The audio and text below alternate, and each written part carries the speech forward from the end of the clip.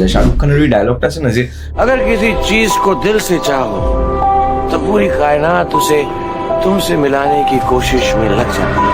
তো ওটা কি বলছে, ওটাই ম্যানিফেস্টেশনের কথাই বলছে।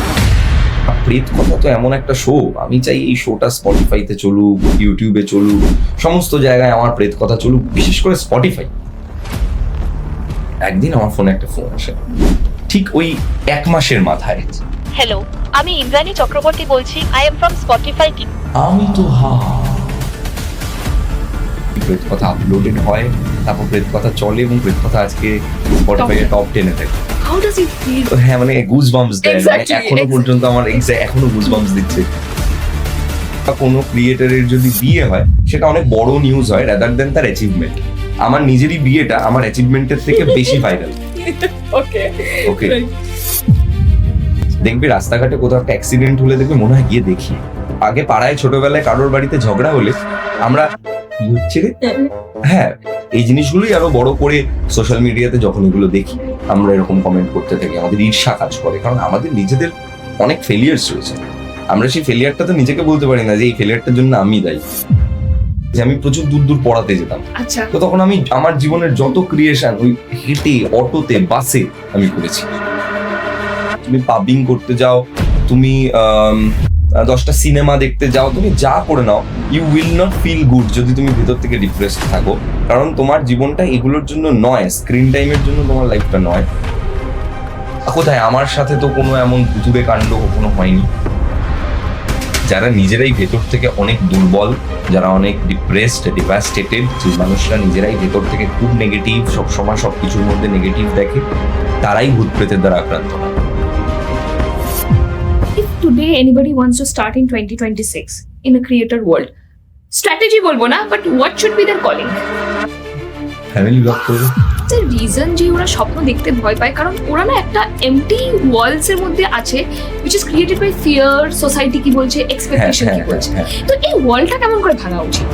এই ওয়ার্ল্ডটার ভাঙার একমাত্র উপায় আমার ক্ষেত্রে যেটা কাজ করে সেটা হচ্ছে যে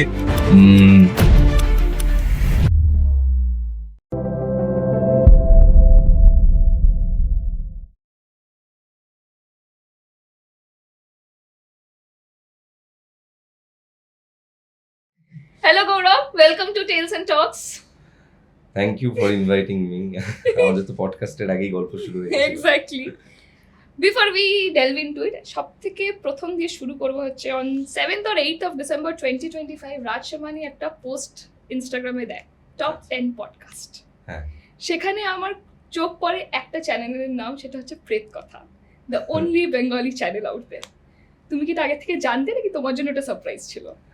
না আসলে ব্যাপারটা হচ্ছে যে প্রেত কথা আমাদের স্পটিফাই টপ 10 চার্টটা সবসময়ই থাকে। এবার ওরা বছরের শেষে ওটাকে বের করে, মানে বছরের শেষে সব থেকে বেশি সময় ধরে যারা টপ 10-এ ছিল, যাদের ট্র্যাকশন সব থেকে বেশি, তাদেরটা আসে। তো আমি এমনি স্পটিফাই চেক করি, মানে আমরা গোটা বছর ধরেই সবসময় টপ 10-এর মধ্যে থাকি। তো thanks to my Bengali audience আর কি। তো ওটা দেখার পর আমি লাস্ট 3 বছর ধরেও আমি মানে টপ 10-এর মধ্যেই আছি। বাট এইবার আরো মজা লেগেছে বিকজ মানে আমার রাজ শামানিকে খুব পছন্দ। আমি খুব কম কন্টেন্ট কনজিউম করি, আমি বেশি সিনেমাস দেখি অ্যাকচুয়ালি, কিন্তু কন্টেন্ট কনজিউম করার মধ্যে আমি রাজ শামানির কন্টেন্ট প্রচুর কনজিউম করি।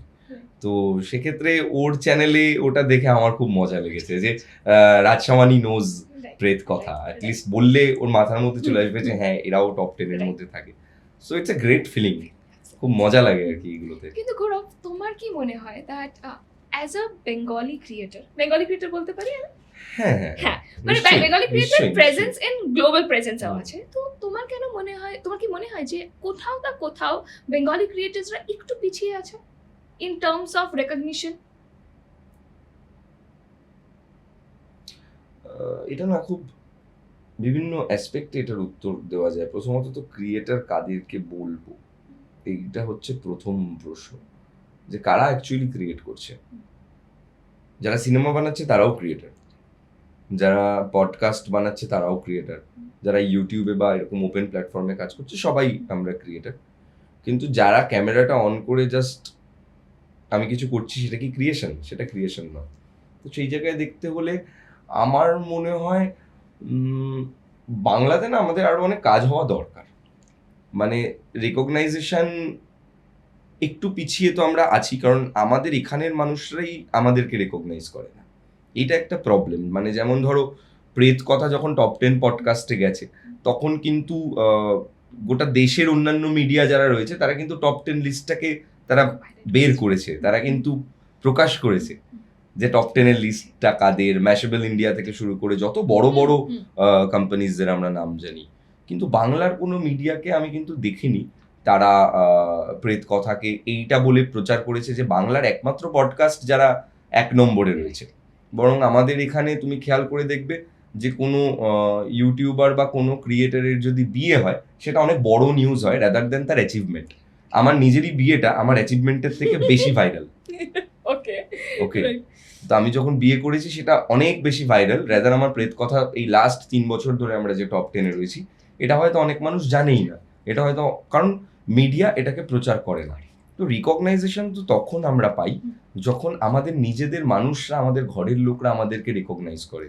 এটা সাপোর্ট যে ব্যাপারটা আছে, হ্যাঁ, আমাদের এখানে কি হয়, কেউ একটু ফেমাস হয়ে গেলে বা কেউ একটু পপুলার হলে আমরা সবসময় ভাবি ওই লোকটা হয়তো কোনো পলিটিক্স করে পপুলার হয়েছে, ওই লোকটার হয়তো কোনো দমই নেই, ও হয়তো এমনিই পপুলার হয়ে গেছে। মানে বিভিন্ন রকমের আমরা একটা কিছু বানিয়ে দিই, তাকে নিয়ে একটা বলতে পারলেই হলো। যেমন দেখবে যে কোনো মেয়েদের ক্ষেত্রে যেটা হয়ে থাকে, যে আমাদের এখানের কালচার এটা, যে একটা কোনো মেয়ে যদি ভালো কিছু করে তার মানে ও নিশ্চয়ই অনেক রাত পর্যন্ত বাইরে থেকে কাজটা করে, বা মেয়েটা এত রাত অবধি বাইরে থাকবে কেন, যেই কারণে ওর সাথে এমন খারাপ কাজ হচ্ছে। এটা আমাদের এটা কনভিনিয়েন্ট ন্যারেটিভ ক্রিয়েট করে এটা আমাদের একটা চরিত্র হয়ে গেছে। এই যে চরিত্রটার মধ্যে আমরা আছি, এই চরিত্রটার কারণে আমার মনে হয় আমরা নিজেরাই নিজেদেরকে পিছিয়ে ফেলছি এবং রেকগনাইজেশনটা হচ্ছে না। কিন্তু আমার জানি না, এটা আমার একটা পিওভি মনে হয় যে ইজ ইট বিকজ যে অডিয়েন্স যারা আছে তারা কি খুব ক্রিয়েটার বলো বা অ্যাক্টর বলো, অ্যাক্ট্রেস, সেলিব্রিটি বলো, ইনফ্লুয়েন্সার বলো, তাদের কি পার্সোনাল লাইফে একটু বেশি ঢুকতে চায়? তোমার কি মনে হয়? অডিয়েন্স ঢুকতে চায় না, অডিয়েন্সরা ঢুকতে চায় না। আমার মনে হয় বেশি ঢুকতে চায় যা those people who are roaming around social media. মানে যেমন ধরো তুমি ধরো কারোর একজনের গান শোনো না, ধরো তুমি শিলাজিৎদার গান শোনো না, কথার কথা, কিন্তু শিলাজিৎদার শোতে যখন কোনো একটা গন্ডগোল হলো, একজন পুলিশ এসে শিলাদাকে একটা অসভ্যভাবে হাত নামিয়ে বলছে নেমে যাও, আমি এমন লোকই আজকে সকালবেলা দেখলাম যে হয়তো জানেই না ঘটনাটা কি, সে হঠাৎ করে শিলাদার নামে 10টা খারাপ কথা লিখতে শুরু করেছে, বলছে শিলাদা তো দেরি করে প্রোগ্রামে এসছে, কিন্তু ঘটনার সূত্রে এবং সবার ক্ষেত্রে খবর শিলাদা অন টাইম প্রোগ্রামে ছিল। কিন্তু দেখো এই যে একটা এক্সাম্পল আমি তোমায় দিলাম, হ্যাঁ, একটা লোক যেমন হচ্ছে, আমি সেদিন একটা ডকুমেন্টারি করেছিলাম, মাদারসাটের একটা ডকুমেন্টারি করেছিলাম, আমি খুব খেটে ডকুমেন্টারিটা বানিয়েছিলাম, মানে যার পর আমি লিখেছি যে ডকুমেন্টারি ফিল্ম বাই গৌরব তওয়াদার, দেখতেও ভালো লাগছে, আমারও নাম ক্রিয়েট করেছি। একটা লোক এসে বলছে যে পয়সা দিলে আজকাল ফুড ব্লগিংও হয়। লোকটা জানেই না যে এটা ফুড ব্লগিং নাকি এটা ডকুমেন্টারি। ফুড ব্লগিং কোনটা, ডকুমেন্টারি কোনটা, ওখানে কোথাও ফুড ছিলই না পুরো ভিডিওটার মধ্যে, বাট সে কমেন্ট করছে। এবং এই কমেন্টগুলো ক্রিয়েটারদের বা যে কোনো মানুষের, যে কোনো পার্সোনালিটির মোরাল ডাউন করে অনেক সময়। সবাই এটার সাথে, সবাই এটাকে কিভাবে ডিল করবে এটা সবাই জানে না। আমি যেমন ধরো বিগত 7 বছর 8 বছর ধরে কাজ করছি, আমি জানি ঠিক আছে এরকম লোক আছে, কিন্তু যে ধরো নতুন কাজ করছে সে হঠাৎ করে যদি এমন কিছু একটা খারাপ মন্তব্য পায় তো খারাপ লাগবে, তার তো মন খারাপ হবে, মোরাল ডাউন হয়ে যাবে। ইনফ্যাক্ট গৌরব, আমরা এটা ইনস্টাগ্রামে একটা আমি খুব সুন্দর পোস্ট দেখি যে বলে যে তুমি যখন খুব এক্সাইটেড হয়ে তুমি তোমার কিছু অ্যাচিভমেন্ট বলবে, তোমার আশেপাশের লোকের যে রিয়াকশনটা চেঞ্জ হয়ে যাওয়াটা, ওটা তোমার মোরাল ডাউন করবে, কিন্তু তুমি ওটাকে পাত্তা দেবে না, কিন্তু কিভাবে দেবে না সেটার প্রসেসটা তো বলা নেই না, যে কিভাবে দেবে না। এটা তো ম্যান টু ম্যান ভ্যারি করে, এক একজনের মোরাল ভ্যালুজ এক এক রকম হয়। তো এই যে মানুষজন যারা আশপাশে ঘুরছে না, যাদের অ্যাকচুয়ালি খেয়ে দিয়ে কোনো কাজ নেই, যারা অ্যাকচুয়ালি সারাদিন ওই সোশ্যাল মিডিয়াটা খুলে বসে আছে জাস্ট এগুলো খুঁজছে, এটা না একটা ডোপামিন হিট, জানো তো। দেখবে রাস্তাঘাটে কোথাও একটা অ্যাক্সিডেন্ট হলে দেখবে মনে হয় গিয়ে দেখি, এটা কিন্তু সত্যিকারের মনে হয়। আমার আগে পাড়ায় ছোটবেলায় কারোর বাড়িতে ঝগড়া হলে আমরা কি হচ্ছে রে, হ্যাঁ, বা আমার মা বলতো যে ছোটবেলায় ওদের সময় ওরা বলতো গি জুতোটা উল্টো করে রেখে আসলে ঝগড়া, ছোট ছোট যারা ছিল তারা এগুলো করতো খুব ইনোসেন্সের সাথে। এই জিনিসগুলো যে মানে আমাদের মধ্যে রয়েছে, এই জিনিসগুলোই আরো বড় করে সোশ্যাল মিডিয়াতে যখন এগুলো দেখি আমরা এরকম কমেন্ট করতে থাকি, আমাদের ঈর্ষা কাজ করে, কারণ আমাদের নিজেদের অনেক ফেলিয়ার্স রয়েছে। আমরা সেই ফেলিয়ারটা তো নিজেকে বলতে পারি না যে এই ফেলিয়ারটার জন্য আমি দায়ী, তো যে কারোর উপর একটা চাপিয়ে দিতে পারলে খুব আনন্দই মানে লাগে। ব্লেম গেমটা ভালোই লাগে, ব্লেম গেম তো সুন্দর জিনিস, মজাদার জিনিস মানুষের কাছে। মানে একটা যে কাউকে একটা ব্লেম করে দিলাম, যাও আমি আমার প্রবলেম থেকে কিছুক্ষণ বাইরে থাকলাম, আমি তোমাকে নিয়ে আলোচনা করে, তোমাকে ব্লেম করে, তোমার দিকে আঙুল তুলে, ঠিক আছে আমি তো ভালোই আছি। কিন্তু এই কথার প্রসঙ্গে আমার আরেকটা কথা মনে পড়লো, তুমি একটা তোমার ইন্টারভিউতে বলেছিলে বা পডকাস্টে বলেছিলে যে আমরা হচ্ছে অ্যাকচুয়ালি স্পিরিচুয়াল বিং, না আমরা এখন material being, we try to be, কিন্তু অ্যাকচুয়ালি আমরা একটা স্পিরিচুয়াল, রাইট, এক্স্যাক্টলি। তো এই যে থট প্রসেসটা তোমার কবে রিয়েলাইজেশনটা হিট হয়েছে, নাকি আগের থেকেই ছিল? না, এটা না প্রত্যেক দিন মানে এটার মধ্যে দিয়ে আমি যাই। আমার মনে হয় যে এটা একটা যাপন বেসিক্যালি। আমার ক্ষেত্রে যেটা হয় যে আমি যখন যেটা রিয়েলাইজ করি ছোট করে, আমি সেটাকে যাপন করার চেষ্টা করি। এই যে ধরো আমাদের এই বডিটা রয়েছে, ফিজিক্যাল বডিটা রয়েছে, এই ফিজিক্যাল বডিটা তুমি খেয়াল করে দেখবে, আমি নিজে রিসেন্ট টাইমে আমার সাথে ঘটে যাওয়া একটা ঘটনা বলছি, যে আমি মাঝখানে একটা সময়, এই ধরো 7-8 দিন পিরিয়ড আমি প্রচন্ড ডিপ্রেসড ছিলাম। সেই সময় আমি আমার জীবনে একটা বড় কিছু করার পরিকল্পনা করছি এবং সেই ডিসিশনটায় আমায় কংক্রিটলি আসতে হবে।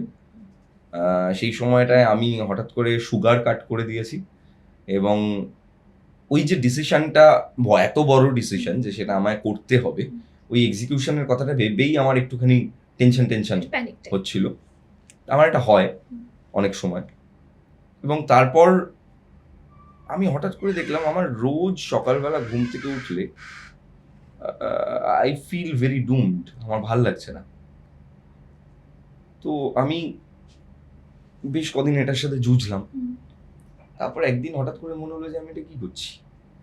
তো দেন আমি সকালবেলা মানে খুব ভালো করে যোগা করলাম, একটু ব্রিদিং এক্সারসাইজগুলো করলাম, সেগুলোও বন্ধ করে দিয়েছিলাম, ওগুলোও করছিলাম না। অ্যান্ড আফটার দ্যাট মোমেন্ট আমি আবার নর্মাল ফিল করতে শুরু করলাম। তো এই যে আমরা যে সবসময় আমাদের মাথার পেছনে কাজ করি, মাথাটা নিয়ে যে ভাবছি এত সারাদিন ধরে, আমাদের বডিটাকে তো আমরা ছেড়ে দিতে পারি না, যেটাকে আমি নজর দিচ্ছিলাম না। বাট যেই মুহূর্তে দাঁড়িয়ে আমি একটু যোগা করছি বা প্র্যাকটিসেস করছি, ব্রিদিং এর সাথে আমি নিজের সাথে অ্যালাইন্ড হচ্ছি, আমি যেই মুহূর্তে, আমার তখন আবার বেঁচে থাকার ইচ্ছে, আমার কাজ করার ইচ্ছে, মোটিভেশন সমস্ত কিছু ফিরে আসছে এবং মনে হচ্ছে কি ভাবছিলাম এটা, মানে কি বেসলেস ব্যাপার স্যাপার ভাবছিলাম। তো এটা কোনো মেটেরিয়াল কোনো কিছু দিয়ে, মানে তুমি ক্লাবিং করতে যাও, তুমি পাবিং করতে যাও, তুমি 10টা সিনেমা দেখতে যাও, তুমি যা করে নাও, you will not feel good যদি তুমি ভেতর থেকে ডিপ্রেসড থাকো। কারণ তোমার জীবনটা এগুলোর জন্য নয়, স্ক্রিন টাইমের জন্য তোমার লাইফটা নয়।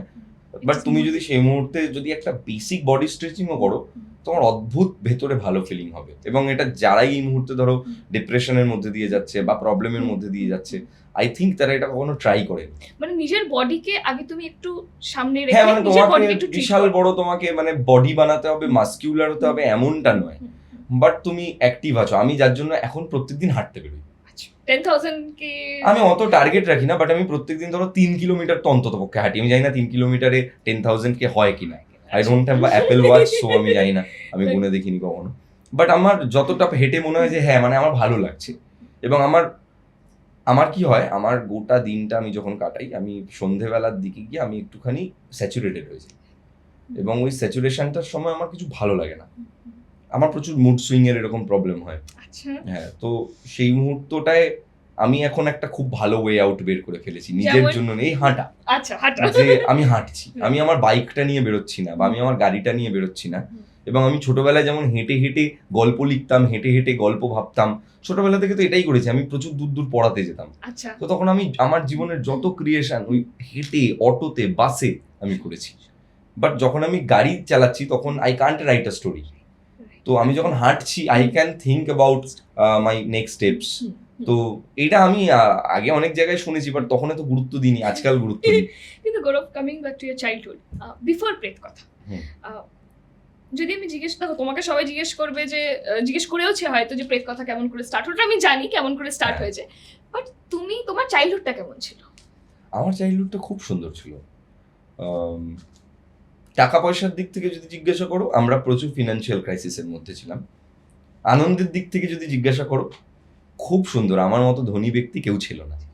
বিকজ আমার একটা ফ্যামিলি ছিল, আমার মা, বাবা, আমি অনেকটা সময় আমার দাদুকে পেয়েছি, আমার ঠাকুমাকে আমি অনেকটা সময় পেয়েছি, আমার এছাড়াও এক্সটেন্ডেড ফ্যামিলিজ আমার কাছে অনেক বেশি ইম্পর্ট্যান্ট। আমার বাড়িতে বাচ্চারা পড়তে আসতো, মা পড়াতো, সো প্রচুর বাচ্চাদের সঙ্গে আমার ছোটবেলাটা কেটেছে, ওদেরকে গল্প শুনিয়ে কেটেছে। মানে আমি যখন ধরো ক্লাস 7-এ পড়ি, আমি হয়তো সে সময় একটা ক্লাস 2 এর বাচ্চাকে গল্প বলছি। হ্যাঁ, আমার বাড়িতে মা প্রত্যেক সপ্তাহেই ধরো হচ্ছে লুচি আর ঘুগনির পার্টি করতো, ঠিক আছে, তখন ওটাই আমাদের পার্টি ছিল, বাচ্চারা সবাই খেত, মা সবাইকে একসাথে খাওয়াতো। তো আমার ছোটবেলাটা অনেকটাই গ্রাসরুট লেভেলে কেটেছে, প্রচুর গল্প, ফ্যান্টাসি, ফিকশনের মধ্যে কেটেছে। আমার এগুলো খুব ভালো লাগতো। ভূতের গল্প তার মধ্যে খুব প্রাইম, প্রচুর ভূতের গল্পর মধ্যে আমার ছোটবেলা কেটেছে। So my childhood was really very awesome. এবং ফাইন্যান্সিয়াল ক্রাইসিস থাকা সত্ত্বেও I was very devoted to what I am doing.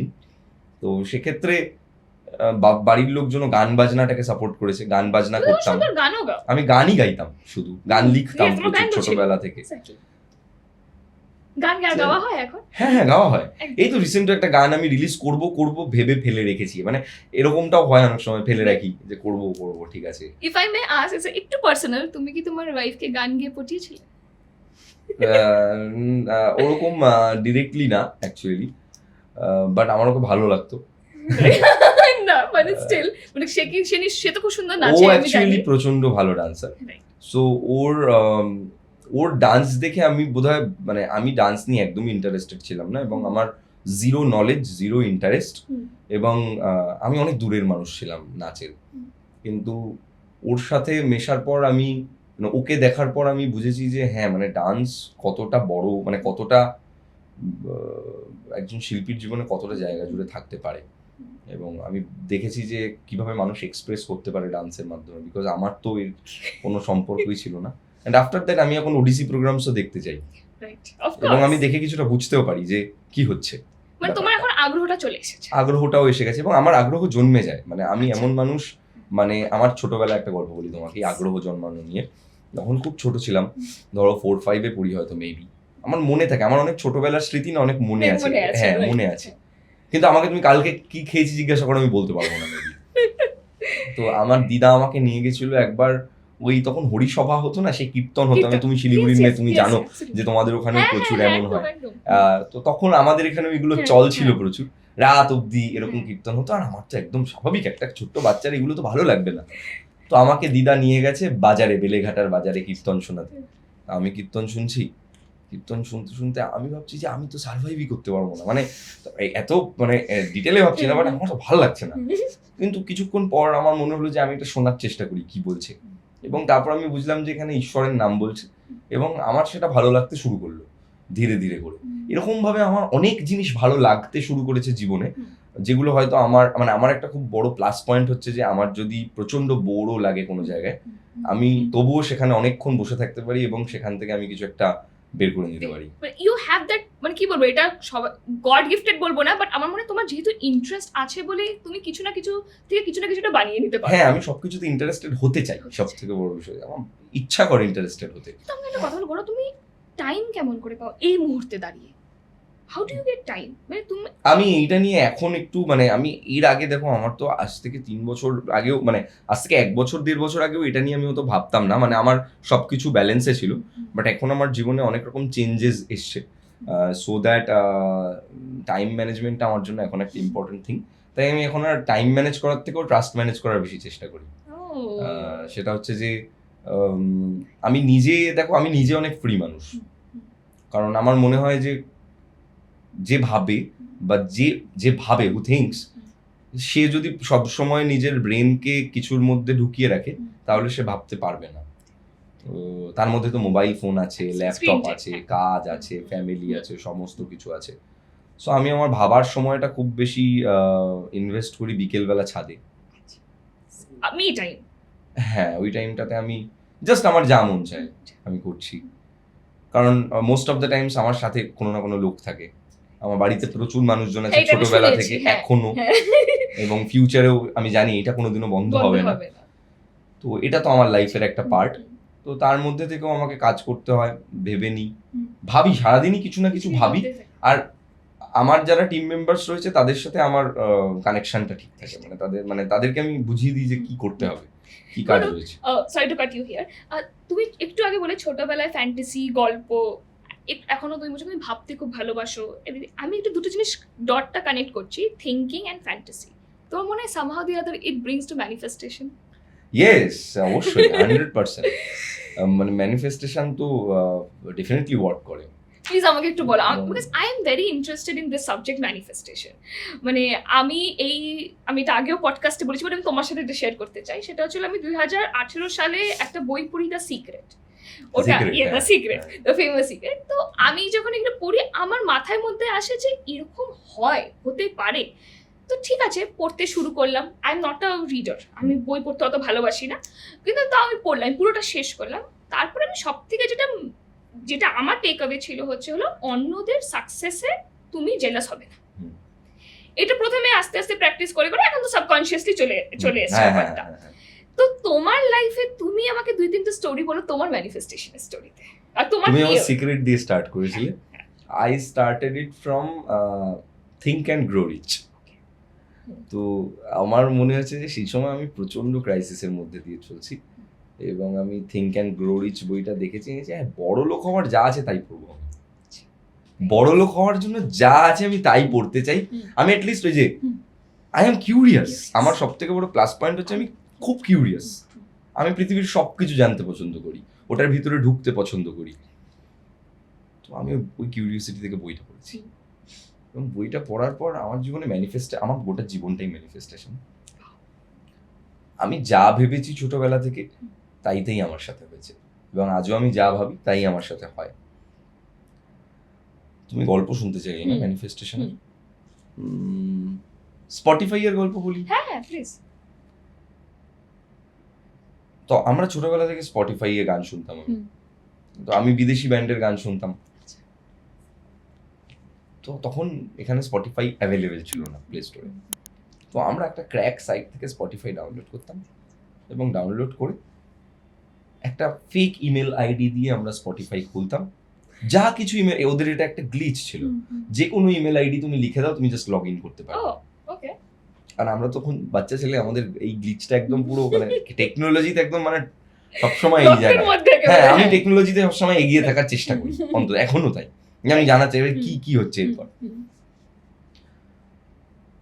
তো এই করতে করতে করতে করতে আমি ভাবতাম যে একদিন আমারও গান চলবে স্পটিফাইতে। এবার তারপর আমি একটু বড় হয়ে গেছি, প্রেত কথা করছি, এবং আমার তখন মনে হচ্ছে যে না, প্রেত কথা তো এমন একটা শো, আমি চাই এই শোটা স্পটিফাইতে চলুক, ইউটিউবে চলুক, সমস্ত জায়গায় আমার প্রেত কথা চলুক, বিশেষ করে স্পটিফাই। মানে ছোটবেলার ওই ইমোশনটা থেকে যে স্পটিফাইতে চলতে হবে। স্পটিফাই মানে বড় অ্যাপ। আমি চারিদিকে খোঁজ নিচ্ছি, বিভিন্ন লেভেলসদের সাথে কথা বলছি যে আমি এটা কিভাবে আপলোড করব। এবার তারা বলছে যে দেখো, আমি যদি স্পটিফাইতে আপলোড করি, তারপর তোমার ইউটিউবে কিন্তু একটা কপিরাইট আসবে, ওটাকে আবার তুলতে হবে। এবার প্রত্যেক সপ্তাহে 2টো করে কপিরাইট তোলা এত যায়, আমি যেতে চাইনি, এত ঝঞ্ঝাট আমার পছন্দ নয়। আমি ওয়েট করেছি, কিছু তো একটা ব্যবস্থা হবে। একদিন আমার ফোনে একটা ফোন আসে, ঠিক ওই 1 মাসের মাথায়।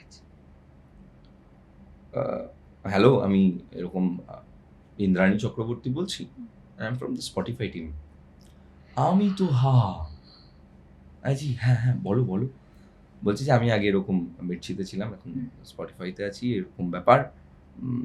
আমি চাই তুমি একটা পডকাস্ট করো এখানে, মন খুলে বলে, মানে তখন এরকম একটা মোটিভেশনাল পডকাস্ট করো। আমি বললাম ওকে ফাইন, ইটস ওকে, কিন্তু আমার একটা শো আছে, এই শোটা আই ডোন্ট নো তুমি জানো কি না, বাট আমি খুব মন থেকে চাই এই শোটা স্পটিফাইতে থাকুক। তো আমার কাছে টাকা পয়সা ওটা তো গুরুত্বপূর্ণ নয়। তো ওরা তখন প্রেত কথাকে আমি বলি, প্রেত কথা আপলোডেড হয়, তারপর প্রেত কথা চলে, এবং প্রেত কথা আজকে স্পটিফাই এর টপ 10 এ থাকে। How does it feel god? হ্যাঁ, মানে গুজ বাম্পস দেয়, এখনো পর্যন্ত আমার এখনো গুজ বাম্পস দিচ্ছে। মানে এই ম্যাজিক গুলো আমার এত ভালো লাগে। আমার জীবনে এরকম প্রচুর ম্যাজিক্যাল গল্প আছে, তোমাকে পডকাস্টে বললে ওই পডকাস্টটা আলাদা একটা, বোধহয় 2 ঘন্টার একটা গল্প। We can see the miracles of Gaurav Tapodar. হ্যাঁ, মানে আমি যদি একটা বই লিখি, তাহলে মানে আমি ডেফিনেটলি একদিন এরকম একটা বই লিখবো। যদি আমি মানে খুব ফেমাস হয়ে যাই, আমি এরকম একটা বই লিখবো রাইটার হিসেবে। মানে আমার না খুব জানতে ইচ্ছা হয় that how can people not trust this process? মানে মানুষের বলে কি এইসব হয় না, এগুলো নাটক, কিন্তু আমি জানি না, মনে হয় কিছু মানুষ একটা সাবকনশিয়াসলি কিন্তু এটা প্র্যাকটিস প্রত্যেক দিন করে যায়। শাহরুখ খানের ওই ডায়লগটা আছে না যে अगर तुम किसी चीज को पूरे शिद्दत से चाहो, তো ওটা কি বলছে, ওটাই ম্যানিফেস্টেশনের কথাই বলছে। 2008-এ যখন ওম শান্তি ওম আমরা দেখি বুঝতে পারিনি, তখন যখন বুঝতে পারিনি। 2018-তে যখন সিক্রেটটা পড়ি তখন যখন ওটা রিলেট করি, দেন আচ্ছা দিস ইজ হোয়াট ইট তুমি বলো না এই এত বড় মাপের মানুষ যারা হচ্ছে কাজ করছে তাদের লাইফটা এত ইজি কেন? বিকজ লাইফকে ইজি বানানোর অনেক প্রসেস আছে। আমরা মানুষ, আমরা হিউম্যান বিং। ধরো তোমার বাড়িতে একটা বেড়াল আছে,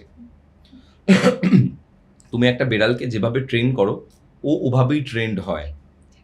এবং মানুষের ক্ষেত্রেও তাই, ছোটবেলা থেকে তাই হয় যে আমরা আমাদের বাচ্চাকে যেভাবে ট্রেন করি ও ওভাবেই ট্রেন হয়। বাচ্চা যদি ছোটবেলায় বাড়িতে ঝগড়া দেখে, ওর ওপর এফেক্ট পড়ে, ও ভবিষ্যতে গিয়ে এই জিনিসগুলো করার ওর চান্সেস থাকে, ব্লা ব্লা ব্লা, অনেক এরকম এক্সাম্পলস আছে।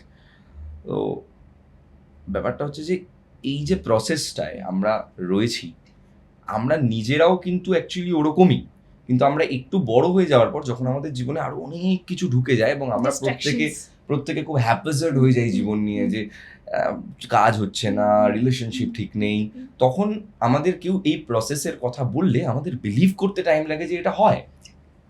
তার কারণ তুমি অলরেডি তোমার অভাবের সাথে যুঝছো এবং তোমার সেই সময়টা, সেই কলিংটা এখনো আসেনি যে তুমি তোমার নিজের জীবনটাকে চেঞ্জ করবে। আমার মনে হয় মোস্ট অফ দ্য পিপল যারা আমি আশপাশে দেখি, তাদের মধ্যে বেশিরভাগ মানুষই স্বপ্ন দেখতে ভয় পায়, যার জন্য তাদের জীবনে এগুলো ঘটে না। তারা সবসময় ছোট স্বপ্ন দেখে। I guess one of the reason যে ওরা স্বপ্ন দেখতে ভয় পায়, কারণ ওরা না একটা এমটি ওয়ার্লডস এর মধ্যে আছে which is created by fear, society কি বলছে, এক্সপেকটেশন কি বলছে। তো এই ওয়ার্ল্ডটা কেমন করে ভাঙা উচিত? এই ওয়ার্ল্ডটার ভাঙার একমাত্র উপায় আমার ক্ষেত্রে যেটা কাজ করে সেটা হচ্ছে যে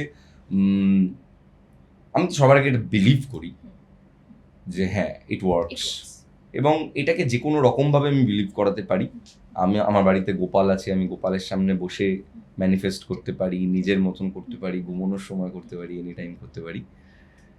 কিন্তু হ্যাঁ, এখন যদি মানুষ, বিশ্বাসটা না থাকলে হবে না। হ্যাঁ মানে মানুষ যদি ভাবে কি আমি এখন করছি, এখন কিছু হচ্ছে না, it doesn't happen that way. না, এইভাবে তো হয় না, না। মানে এত হ্যাঁ। সহজ গেম নয় সবকিছু, মানে এটা কি কখনো হতে পারে? মানে আমি তো বলবো 2018 থেকে আমি প্র্যাকটিস করছি, আমি 2026 এসে বলবো আই ক্যানট প্র্যাকটিস ইট ফুল, কারণ অবভিয়াসলি ডিস্ট্রাকশনস, একটা সাবকনশিয়াস মাইন্ড ওটা আসবেই, চলে আসবে। মানে তোমাকে ওরকম ভাবে মেডিটেশনে থাকতে হবে, তাহলে তুমি ওই ফোকাসটা করতে পারবে। হ্যাঁ, ইনফ্যাক্ট মানে আমার যেটা মনে হয় যে ওই মেডিটেশনে থাকা, এমন মানুষদের সাথেও মেশা যাদের, এখনকার দিনে তো ইউটিউব আছে, আগে বলতো যে বই হচ্ছে আমাদের বেস্ট ফ্রেন্ড, তো এখন তো ইউটিউব আছে। সো এখন আমরা যে বেস্ট ফ্রেন্ড তাকে দেখতেও পাবো। তো যদি আমার কাউকে মনে হয় যে আমি এই মানুষটাকে দেখার পর আমার থট লেভেলে কিছু চেঞ্জ আসছে, তাহলে আমি সেই মানুষটাকে ফলো করতে পারি। কিন্তু তার আগে তো এই থটটা আসতে হবে যে আমি এমন কোনো মানুষকে ফলো করব যেই মানুষটা আমার জীবন বদলাবে। তো বেশিরভাগ মানুষই নিজের জীবন বদলাতে চায় না, জাস্ট যেই আনকমফোর্টেবল সিচুয়েশনটায় আছে সেখানে একটু সুন্দর করে, যেমন আমি একটা এক্সাম্পল দিচ্ছি, ট্রেনে করে যাচ্ছ, প্রচণ্ড ভিড়, দেখবে ট্রেনের সিটগুলোয় একটা সাইডে ফাঁকা থাকে যেখানে শুধু তোমার পেছনের একটা সাইডই বসতে পারে, আর একটা বাইরে থাকে Right. বেসিক্যালি। তো আমরা বেসিক্যালি যাই কোনো রকমের ঠেলে ঠুলে পুরোটা একটু বসে যাওয়ার, কিন্তু আমরা কখনো এইটা ভাবি না যে আমি আরেকটু খুঁজে দেখি ওই দিকটায় গিয়ে, ওই কম্পার্টমেন্টটায় গিয়ে ওখানে আমি একটা পুরো টোটাল ফাঁকা সিট পেতে পারি, কারণ ভয় লাগে যদি না পাই তাহলে কি হবে।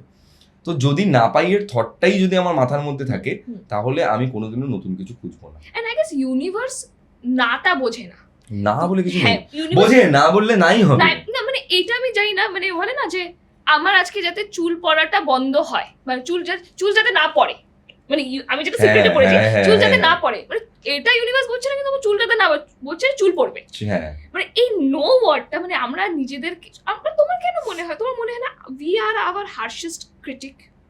অবশ্যই অবশ্যই। তাই আরে আমাদের যেটা ভয় লাগে যে আমার জামাটায় ভালো লাগছে তো, আমার জামাটা ঠিক লাগছে তো, ও আমাকে দেখলে ওর কিরকম লাগবে, তার মানে আমি নিজেই নিজেকে ডাউট করছি, আমার সেলফ ডাউট কাজ করছে, যার জন্য কিনা মানে আমি যেমন প্রিয়াঙ্কা আমার প্রচুর প্রেশার ক্রিয়েট করে যে তোমার ভালো জামা কিনতে হবে, ভালোই কিনতে হবে, ভালোই কিনতে হবে। মাঝখানে বাবা মায়েদের একটা প্রেশার পড়লো, ওটুখানি আংটি পরতে হবে, বিয়ে করেছিস, কত কিছু।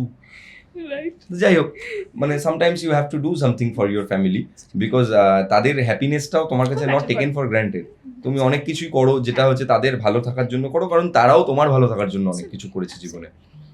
তো আমি তারপর যেমন ওকে এটা বলি যে এখন যেমন বলি যে এইবার আমি যা কিন্তু সব এক কালারের জামা কাপড় কিনবো, এত আমার ভালোই লাগবে না যে আমি কোন জামাটা পরবো এটা চয়েস করবো, এই এত চয়েস। তোমার black is a favourite colour it seems. হ্যাঁ হ্যাঁ অবশ্যই। তো আমি ছোটবেলা থেকে তো আমি ব্ল্যাকই পরতাম, তারপরে আমি আরো বিভিন্ন রকম কালার রাইট। ট্রাই করেছি। বাট আমরা অ্যাকচুয়ালি মানে এই যে আমার যেমন মনে হওয়া যে আমি যদি একটা অদ্ভুত এই জামা পরি তাহলে আমাকে কেমন লাগবে, এই কনফিউশনটা নিয়েই আমি কোথাও যেতে চাই না। আমি কালো পরলে আমার মনে হয় যে আমাকে সব সময় ভালো লাগে। এই যে কনফিডেন্স লেভেলটার সাথে আমি রাস্তায় বেরোলাম, আমি পৃথিবীর সব ক্র্যাক করতে পারি এখন। কিন্তু আমি যদি এখন একটা ক্রিম কালারের জামা পরে বেরোই আর আমার যদি ওটা ভালো না লাগে, তাহলে আমার এই না ভালো লাগাটাই আমাকে পৃথিবীর সকল মানুষের কাছে হারিয়ে দেবে। সেটাই করো না যেটাই তোমার নিজেকে সব থেকে বেশি কনফিডেন্ট ফিল হচ্ছে। আমরা সবসময় মানে এটা কেউ জুঝতে পারে কেউ জুঝতে পারে না, এই কনফিডেন্সটা মানে পিপল সে দ্যাট যারা ইন্ট্রোভার্ট হয় তাদের নাকি কনফিডেন্স লেভেল ডাউন হয়। মানে আমারও ওরকম অনেক রিলেটিভস আছে যে আমি ইন্ট্রোভার্ট, আমার ওই কনফিডেন্স লেভেল নেই, আমি জিনিসটা করতে পারবো। এদের জন্য কিছু সাজেশন আছে?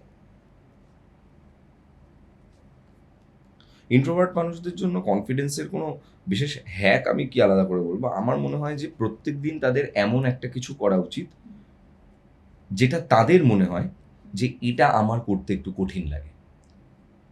সেটা হতে পারে চায়ের দোকানে গিয়ে একটা অচেনা লোকের সাথে কথা বলা, সেই লোকটা ম্যাক্সিমাম কি করবে, কথা বলবে না তোমার সাথে বা চলে যাবে। অন্তত পক্ষে সময়টা জিজ্ঞাসা করা, দাদা সময়টা কত হলো একটু বলবেন। যদি এই একটা প্রশ্ন একজন ইন্ট্রোভার্ট মানুষ কাউকে গিয়ে প্রশ্ন করে, তাহলে সে পরপর আরো অনেক প্রশ্ন করতে পারে। একটা কাজ এমন করা যেই কাজটা তার কঠিন লাগে, এটা কোনো অ্যাক্টিভিটি লেভেলে হতে পারে। একটা গল্প লিখতে পারে সে, তার মনে হয় আমি কোনোদিনও গল্প লিখতে পারবো না, কিন্তু সে তার সারাদিনের গল্পটাকে একটা কাগজের মধ্যে লিখে ফেলতে পারে। এইভাবে সে তার নিজের ব্যারিয়ার্সগুলোকে ভাঙতে পারে। মানুষ নিজেই নিজের ব্যারিয়ারটা জানে। যে এই মুহূর্তে শুনছে আমাদেরকে, ও কিন্তু নিজেই নিজের ব্যারিয়ারটা জানে। ওকে আলাদা করে আমাদের ব্যারিয়ার বলে দেওয়ার কিচ্ছু নেই। ও নিজেকে সব থেকে ভালো চেনে, ও শুধু কাজে লাগায় না। আর মেবি ওই মাইন্ডটাকে ট্রেন করেনি, মাইন্ডটাকেও ট্রেন করেনি। ওর এখনো ওই পেশিগুলো খুব দুর্বল, ওর কনফিডেন্সটা খুব দুর্বল এখনো। ও নিজেকে বিশ্বাস সব থেকে কম করে, বাকি পৃথিবীর সবাইকে বিশ্বাস করে। very good, very well said. But Gaurav, I want to talk about a comfortable zone and uncomfortable zone. I guess তুমি তোমার মনে একটা পডকাস্টে বলেছিলে that যতক্ষণ তুমি তোমার কমফর্ট জোনে থাকবে তুমি গ্রোথ পাবে না। হ্যাঁ, পাবে না তো। এটা তো এই যে আমি how will I realise that if I মানে আমি নিজের মধ্যে বিলিফটা কেমন করে নেব যে আমি যদি এখান থেকে বেরোই আই উইল গ্রো। মানে আমার তো সবসময় টেনশন থাকে যে আমি তো এখন কমফোর্টেবল, এই টাকা পাচ্ছি। টেকনিক্যালি আজকাল কমফোর্টেবল জোন মানে কি তোমার লাইফস্টাইল বা তোমার মনিটারি যে ব্যাপারটা হয়। তো how will I think that আমি যদি এখান থেকে বেরোই, আই এম সব আনসিওরিটি আছে, but still I will grow from my comfortable জোনে। কমফোর্ট থেকে আনকমফোর্টেবল জোনে গিয়ে আই উইল গ্রো। দেখো, প্রথমত তো তুমি যে কমফোর্টেবল জোনটায় আছো, এখান থেকে তুমি একটা প্লেন্টি অ্যামাউন্ট অফ মানি বা পিস যা কিছু হোক তুমি সেটাকে আর্ন করছো। এই কমফোর্টেবল জোনটাতে তোমার যদি ভালো লাগে তাহলে বি দেয়ার। এমন কোনো ব্যাপার নেই যে তোমাকে কমফোর্টেবল জোনের বাইরে বেরিয়ে যেতে হবে এবং জীবনে সবসময় তুমি কমফোর্টেবল জোনের বাইরে থাকবে তেমনটাও নও, তেমনটাও হতে পারে না। কখনো কখনো তোমার সেই কমফোর্টেবল জোনটা চলেই আসবে লাইফে। প্রথমত তো কমফোর্টেবল জোনটাকে আইডেন্টিফাই করা, যে কমফোর্টেবল জোনটাকে আমার জীবনে একটা স্ট্যাগন্যান্ট জায়গায় এনে দিচ্ছে নাকি এটা আমাকে আরো বেটার হিউম্যান বিং বানাচ্ছে। যদি বেটার না বানায়, যদি স্ট্যাগন্যান্ট পজিশনে তোমায় ফেলে দেয়, তুমি যে টাকাটা ইনকাম করছো সেটাই করে যাচ্ছ কন্টিনিউয়াসলি, বা তুমি যে মানুষগুলোর সাথে রয়েছো তোমার আর নতুন কোনো মানুষের সাথে পরিচয় হচ্ছে না, তার মানে তোমার কমিউনিকেশন কমে যাচ্ছে আস্তে আস্তে সোসাইটির সাথে, তার মানে অন্য দিক থেকে তুমি একা হচ্ছ, অন্য দিক থেকে তুমি সবার থেকে নিজেকে আলাদা করে ফেলছো এবং গোটা পৃথিবীর বাইরে বেরিয়ে তোমার একটা নিজস্ব জগৎ তৈরি হচ্ছে যেখানে যা দেখছো সেটাই মনে হচ্ছে ঠিক। এমন পৃথিবী হতেই পারে না যেখানে সব কিছু তোমার জন্য ঠিক। তো র্যাদার আমার যেটা মনে হয় যে আমি এই মুহূর্তে যেখানে রয়েছি লাইফের, কেউ আমায় ইনশিওর করতে পারবে না আমি জীবনে রিস্ক টানলে কিছু হবে কি হবে না, কিন্তু আমি নিজেকে নিজেইটুকু ইনশিওর করতে পারি যে আমি এখন যেখানে আছি এখানে যতটা হওয়ার ততটা তো হয়ে গেছে। আমি তো একদম বটলের টপে চলে এসেছি। এরপর আমাকে যদি কিছু পেতে হয় তাহলে আমায় এগোতে হবে সেই এগিয়ে সেই অ্যাকশনটা নিলে হয় আমার জীবনে কিছু হবে না, যেখানেই থাকবো আরে ভাই কমফোর্টেবল জোনেই থাকবো, হ্যাঁ। আদারওয়াইজ কিছু তো হবে। মানে it's better to take that risk rather than have হ্যাঁ মানে এবার দেখো রিস্ক নেওয়ার অনেক রকমের ব্যাপার রয়েছে, যে ধরো তোমার মূলধন আছে 10 লাখ টাকা, তুমি 10 লাখ টাকা দিয়ে রিস্ক নিচ্ছ, তাহলে তো মানে সেটা একটুখানি হয়তো তুমি যদি কনফিডেন্ট হও তাহলে ঠিক আছে, কিন্তু যদি তোমার কমফোর্টেবল জোন থেকে বেরোতে হয় তাহলে অল্প অল্প করে স্টার্ট করো। তুমি হয়তো 10 লাখ টাকা তোমার মূলধন আছে, 2 লক্ষ টাকা তুমি ধরো একটু রিস্ক নিলে, তুমি রিস্ক নিয়ে দেখলে এবং কনফিডেন্টলি রিস্কটা নিলে, কি হবে, হয় 2 লাখ টাকাটা তোমার চলে যাবে, হ্যাঁ নাহলে ওটা 4 লাখ হয়ে যাবে, নইলে সেটা 4 লাখ হয়ে চলে আসবে, ঠিক।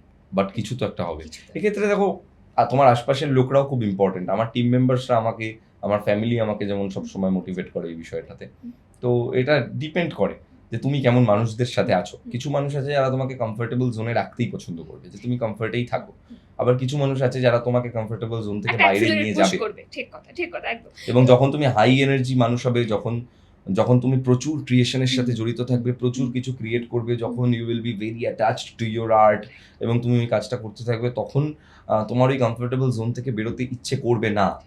তখন মনে হবে যে হ্যাঁ আমি এই ছবিটাই, যে তোমার পিছনে যে ছবিটা আঁকা, মনে হবে এই ছবিটা আঁকতেই থাকি যতক্ষণ না এটা পারফেক্ট হচ্ছে।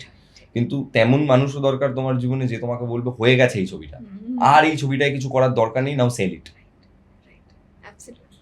মানে you need to have such people around you যে তোমাকে তোমার অ্যাক্সিলারেটও করবে তোমার গ্রোথ, আর যেখানে স্টপ করো সেখানে স্টপও করবে। অবশ্যই এটা খুব দরকার। অবশ্যই, কারণ তুমি ওই যে মানে যারা আর্টিস্ট হন তারা জেনারেলি কি মানে একটা ভাবে থাকেন, ও করেই যাচ্ছে, ওটা করেই যাচ্ছে, ওকে তো থামতে হবে কোথাও একটা, ঠিক। ওর স্যাটিসফ্যাকশন না আসা অব্দি তো থামছে না। রাইট। আচ্ছা গৌরব, টকিং অ্যাবাউট এনার্জি, মানে যেহেতু প্রেত কথা ইন টার্মস অফ হরর, মানে এটাকে একটা বলা হয় নেগেটিভ এনার্জি।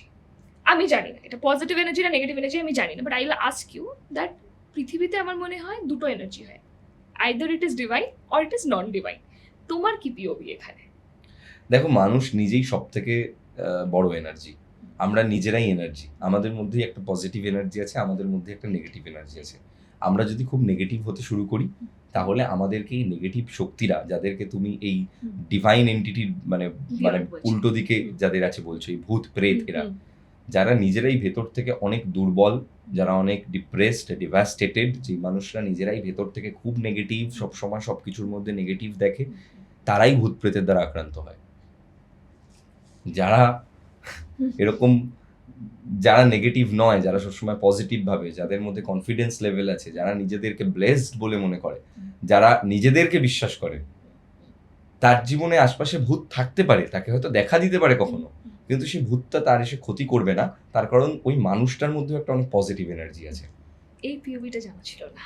তো কোথায় আমার সাথে তো কোনো এমন ভুতুরে কাণ্ড কখনো হয়নি, একটা দুটো মানে ভুতুরে কাণ্ড মানে কি আমি ভূত দেখেছি বা ভৌতিক গল্প, ভৌতিক কাণ্ড কারখানা হয়েছে, বাট সেগুলো আমার জন্য হার্মফুল না। জীবনে একবারই এমন কিছু একটা হয়েছিল ছোটখাটো, সেটাও আমি জানি না ওটা কি কারণে, বাট আদারওয়াইজ আমার এন্টায়ার লাইফে আমার সাথে তো কোনোদিনও এমন কিছু হয়নি। কেউ যদি এবার খারাপ তন্ত্রক্রিয়া করে তখন হতে পারে, আমি এটাও বিলিভ করি যে খারাপ তন্ত্রক্রিয়াও করা যায়।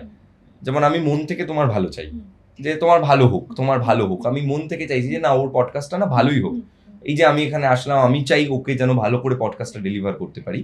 তো আমি যখন মন থেকে তোমার জন্য ভালো চাইবো না, তখন তোমার আর আমার পডকাস্টের মধ্যে দেখবে একটা অন্য এনার্জি কাজ করছে, ঠিক। যে তুমি আর আমি যখন কথা বলছি আমাদের কথার মধ্যে ভাইব্রেশন দেখো, একটা হবে। হ্যাঁ যে আমাদের কথা বলতে ইচ্ছে করছে। Right right. কিন্তু যদি আমি এখন মন থেকে আসি যে আমি ঠিক আছে এরকম দুটো কথা বলে চলে যাবো, বা তুমিও ধরো অবশ্য ঠিক আছে তিনটে প্রশ্ন করবো হয়ে যাবে, তখন দেখবে পডকাস্টটা করতে গিয়েও, আমি জানি না তুমি হয়তো ফেসও করেছো এমন অনেক গেস্ট যার সাথে পডকাস্ট করতে গিয়ে তোমার মনে হয়েছে হয়তো যে আমি যেই ভাইব্রেশনটা চাই ওটা পাচ্ছি না। ঠিক, এটা আমার ক্ষেত্রেও ইন্টেনশন ইজ মিসিং। ইয়া, তো intention is everything, not your action. কারণ অ্যাকশন তুমি যা ইচ্ছা নিতে পারো, বাট তোমার ইন্টেনশন তোমার অ্যাকশনকে কমপ্লিট করে। আমি তো খুব স্ট্রং কথা বিলিভ করি, तुम्हारा नियत ही डिजर्व, तुम्हारा नियत ही बोलेगा तुम्हारा नियत ही क्या है। হ্যাঁ এক্স্যাক্টলি। ইয়া মানে আই বিলিভ দ্যাট আমরা ইনস্টাগ্রামে অনেক খুব ডিপ্রেসিভ থটস পড়ি যে যারা আমাদেরকে খারাপ করেছে তাদের যাতে খারাপ হয়, এইসব হয়, মানে সবাই বলে এটা, কিন্তু আমি বিলিভ করি না karma is not necessary, it has to be public judgement. It can, yeah it can একদম, মানে যে ওই মানুষটা নিজে যেন বুঝতে পারে যে আমি না এটা ওর সাথে একদিন খুব ভুল করেছিলাম, তাই আমার সাথে এটা আছে। মানে কর্মা ক্যান আমার অলসো বি সাথে জীবনে ব্লেসিং না অনেকে এমন অনেক কিছু মানে- করেছে, বাট ট্রাস্ট মি, তাদের সাথে আমার সাথে কেউ কিছু খারাপ করলেও হুম। আমি অ্যাভয়েড করি, কারণ আমি জানি যে এই সাপে ছোবল মারবে, কিন্তু আমি ওকে কখনো মারতে যাই না। তার কারণটা হচ্ছে আমার জীবনে এমন বহু ঘটনা আছে যেখানে ধরো আমি এফেক্টেড অনেক মানুষের দ্বারা, কিন্তু আমি কোনোদিনও তাদের কাছে গিয়ে কখনো চাইনি, বা তাদের কাছে গিয়ে আমি কখনো কাঁদিনি, বা তাদেরকে বলিনি তুমি কেন আমার সাথে এমনটা করলে, তুমি করেছো ভালো লেগেছে তো, তুমি ঠিক আছে নাও লাইফে। আজকে আমি যে জায়গায় আছি তুমি নিজেকে দেখো, তারা যখন আমার রাস্তায় দেখে চোখটা নামিয়ে চলে, দিস ইজ মাই সাকসেস। আর গৌরব আরেকটা কথা যেটা আমি খুব স্ট্রংলি বিলিভ করি, আমি কে ওকে পানিশমেন্ট দেওয়া, আসল হিসাব তো পড়ে। আমার তো সময় নেই সময় কাউকে নেই, পানিশ হ্যাঁ। করার। হ্যাঁ এক্স্যাক্টলি, মানে why will I even think about it, কিন্তু এখানে আমার জীবনে নেগেটিভ লোকদেরকে নিয়ে ভাবার সময় নেই, আর নেগেটিভ যে লোকগুলো থাকে তারা আমার জীবনে এন্টারটেনমেন্ট। আমি যখন প্রচন্ড রকমের বোর হয়ে যাই, হ্যাঁ। আমার কিছু বন্ধু বান্ধব আছে যারা অ্যাকচুয়ালি অন্য কারোর জন্য হার্মফুল না, বাট আয়নার সামনে দাঁড়ালেও নিজেই নিজের জন্য হার্মফুল, এবং ওদেরকে বারবার বলার পরে ওরা কোনোদিনও ঠিক হয় না, ওরা আমার কাছে এন্টারটেনমেন্ট। ভাই গিনিপিক তুই কর তো এরকম একটা, দেখি ও করছে আমিও দেখছি, মজা লাগছে। আবার বন্ধুদেরকে বলি এই ভাই ওর সাথে এমন হয়েছে জানিস তো, তখন সবাই আমায় বলে তুমি এত আনন্দ পাচ্ছ কেন, কারণ আমি বলেছিলাম এটা করতে, বহুবার বলেছি, শোনেনি, ও করেছে, এবার তো দেখবো, এবার তো ভালো লাগছে দেখতে, ওটা এক্সাম্পল হিসেবে অন্য একজনকে বলবো, সে যদি শোনে। সে যদি শোনে না। গৌরব আরেকটা কথা না, কর্মাকে আই গেস খুব, কর্মা যে ব্যাপারটা আছে I guess people always misunderstand, ওটা যে একটা ব্লেসিংও হতে পারে, মানুষের এটা ভুলে যায়।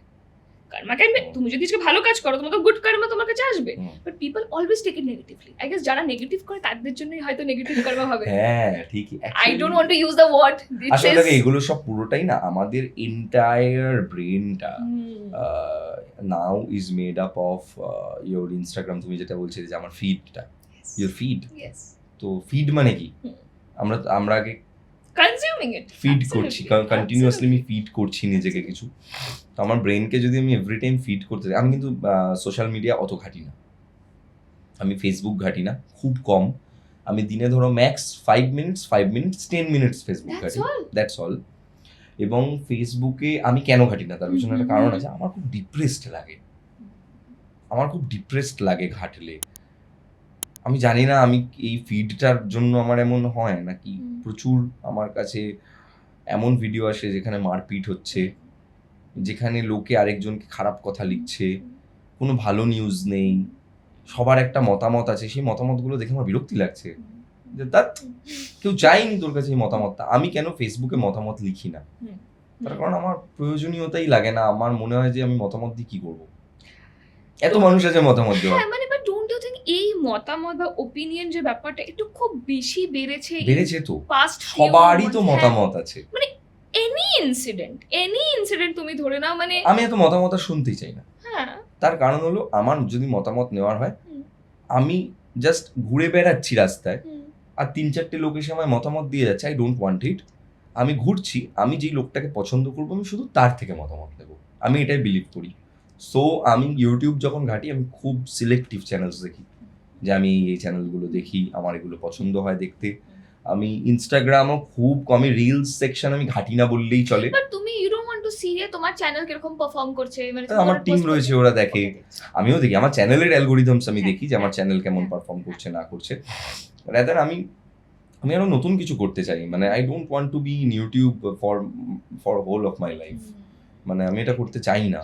আমি নিজেকে ভাবে দেখতে চাই না যে আমি সারা জীবন এই ট্রেডমিলটার মধ্যে দৌড়চ্ছি এবং আমি ভিউ জেনারেট করছি, ব্র্যান্ড স্পন্সরশিপ করছি জাস্ট টু প্লিজ পিপল।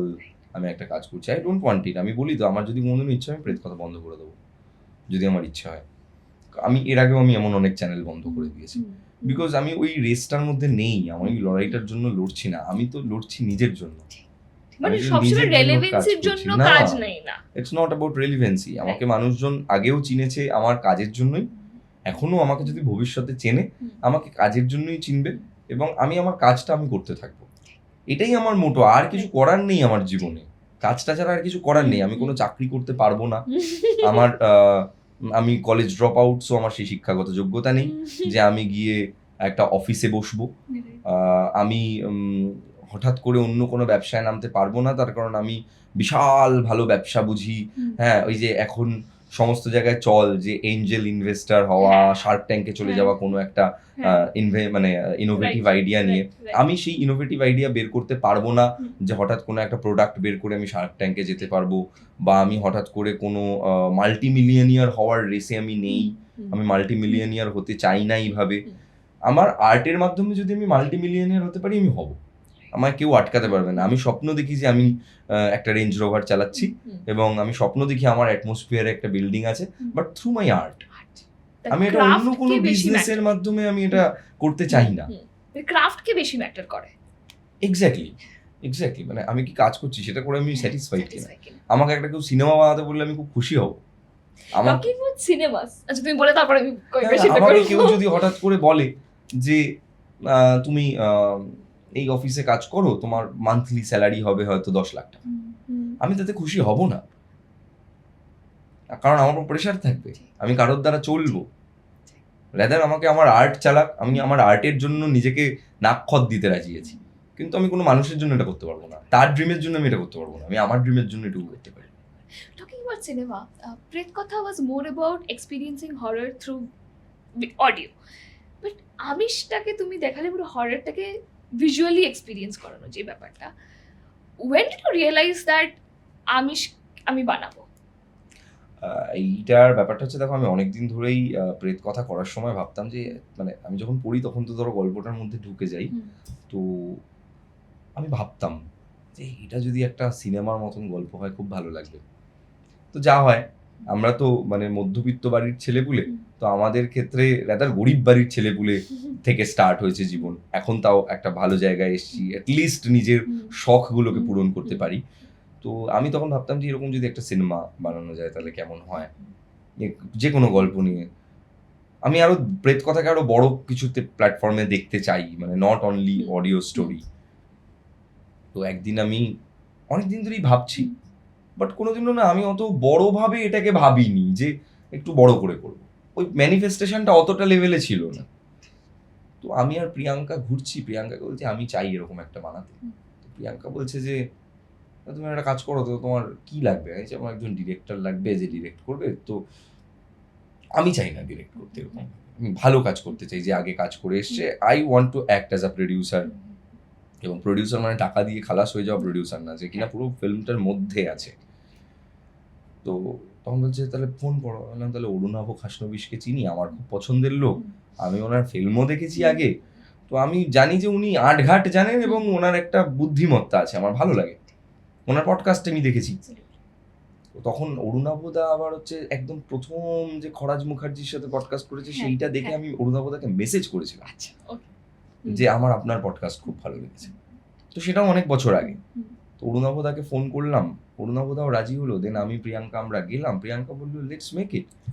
তো আমরা সেদিন রাত্রিবেলায় গাড়ি নিয়ে, আমাদের দুজনেরই সেই এক্সাইটমেন্টটা যে well we are now making a film. ছোট ফিল্ম হলেও আমরা একটা ফিল্ম বানাচ্ছি, আমরা এটাকে শর্ট ফিল্ম বলছি না, আমরা এটাকে ফিল্ম বলছি, কারণ আমরা এটাকে ট্রিটমেন্টই দেবো ফিল্মের মতন, নট শর্ট ফিল্ম। তো তখন আমি আর প্রিয়াঙ্কা আমাদের মাইন্ডসেট ফিক্স করলাম। মাইন্ডসেট কি ফিক্স করলাম, যে আমরা কেন বানাচ্ছি এটা, আমরা কি এরপর আরো বানাতে চাই, আমরা বানাতে চাই, তাহলে আমাদের কি প্রয়োজন? We need knowledge. আমাদের কি নলেজ আছে? নেই। আমরা কি কোনো সিনেমায় পেছন থেকে শুটিং করা দেখেছি? দেখিনি। শুটিংয়ে পার্ট হতে পেরেছি? পারিনি। তাহলে আমাদের নিজেদেরকেই এমন একটা ইনফ্রাস্ট্রাকচার ক্রিয়েট করতে হবে, যেখানে একটা ছেলে বা মেয়ে, সে হয়তো 3 বছর 4 বছর ধরে কোর্স করে যেটা সে শিখছে, সেই টাকাটা আমি একদম প্র্যাকটিক্যাল ফিল্ডে ইনভেস্ট করে শিখতে চাই, যেটা কি করে হচ্ছে, with a good director, with a good team. তো এটাই প্রথম আমাদের প্রডিউসার হিসেবে কাজ। তো আমরা ঢুকলাম, আমরা একদম মানে আমি আর প্রিয়াঙ্কা একদম ছাত্রের মতো, ছাত্রছাত্রীর মতো আমরা অরুণাভদার কাছে ক্লাস করেছি, আমরা ওয়ার্কশপস করেছি, আমি সমস্ত কিছু শিখেছি ওখান থেকে। একটা ক্যামেরা কি করে চলছে, দেখো বেসিক সেন্স তো আমার রয়েছেই, কিন্তু বিটিএস দেখে অনেক কিছু শেখা যায়, কিন্তু ওই ফিল্ডে কাজটা কি করে হচ্ছে, ওয়ার্থটা কিরকম রয়েছে কাজের, কিরকম ভাবে আর্টিস্টকে ট্রিট করা উচিত, একজন প্রডিউসার হিসেবে আমার কি করে এই ফিল্ডটাকে দেখা উচিত, আমার কাজ কতটা, আমি ডিরেক্টরকে কোন ডিসিশনটা দেবো, কোনটা আমারই ডিসিশন, সমস্ত কিছুই করতে করতে বলতে পারো যে আমরা একদম শিক্ষার্থীর মতো শিখে আমরা আমিষ বানাই। এবং আমাদের মাইন্ডসেট ফিক্স করি যে আমরা প্রথমে ফিক্স করি 5 লক্ষ টাকা দিয়ে সিনেমা বানাবো, এটা তো যে 5 lakhs আমরা ইনভেস্ট করছি এবং এটা আমাদের কাছে একটা ধরো শেখার জায়গা, বাট আমরা 10 lakhs ইনভেস্ট করেছিলাম তারপর, দেন আমিষ ওরকম দেখতে হয়েছে। এবং সবাই এখন যেখানেই যাই আমিষের কথা শুনতে পাই, লোকজন আমিষের কথা বলেন, এবং আমিষ আমাদেরকে অনেক বেশি স্ট্রেংথ দিয়েছে যে এরপর আমরা আরেকটু বড় কিছু করবো। কিন্তু আমার একটা খুব বড় কোয়েশ্চেন আছে, আমি শিওর তুমি এই কোয়েশ্চেনটা অ্যাজ ইউজুয়াল খুব কমন আমিষ এত ছোট কেন? এক্স্যাক্টলি, তার কারণ এটা একটা ছোট গল্প। ছোট গল্পের মানে হচ্ছে রবীন্দ্রনাথ ঠাকুর বলেছিলেন শেষ হইয়াও যা হইল না শেষ। তো ছোট গল্প, শর্ট ফিল্ম কথাটার মানে কি? ছোট গল্প। ছোট গল্পর মানে কি? এমন একটা গল্প যেটা শেষ হয়েও শেষ হলো না। তো প্রীতি ওখানে কি আটকে গেল, নাকি প্রীতি ভূত হয়ে গেল, প্রীতি কি ফিরে আসবে, আমরা কেউ জানি না। ওখানেই গল্পটা শেষ, এই ঘটনাটা অতটাই।